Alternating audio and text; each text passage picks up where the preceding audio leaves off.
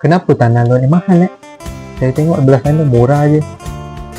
Hati-hati jangan sampai terbeli jerat sendiri. Ada yang tanya saya soalan ni.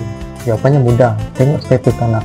Adakah status tanah pertanian, tanah kediaman, tanah industri ataupun status tanah yang lain. Kalau status pertanian, selalunya harga lebih murah berbanding dengan status yang lain. Kalau macam tanah lot yang syarikat Komersial jalankan, selalunya dia punya harga tu lebih mahal sedikit berbanding dengan status pertanian.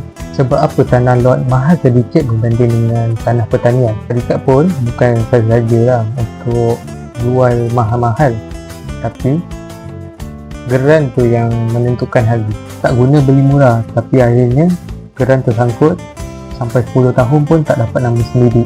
Sebab tu saya sarankan carilah tanah yang dalam proses pecah bahagian untuk geran individu. Memang nampak mahal sikit, tapi untung berlipat kali ganda bila dah siap geran nanti. Berita baik untuk yang mencari tanah yang secure, selamat untuk dibeli. Saya ada beberapa lokasi yang sedang dalam proses pecah bahagian untuk geran individu. Memang pelaburannya bijak sebelum harga melonjak. Di Pekan Nenas kita ada satu projek yang sedang berjalan, iaitu di Kampung Melayu Raya Pekan Nenas. Kita ada dua projek dekat Batu Pahat, iaitu di Kampung Parit Samijan, Parit Raja Batu Pahat, dan satu lagi dekat Parit Haji Bajuri, Bagan Batu Pahat. Di Muar juga kita ada satu projek dekat Batu 16 Air Hitam Muar. Nak tahu harga early bird sementara proses pecah geran ni?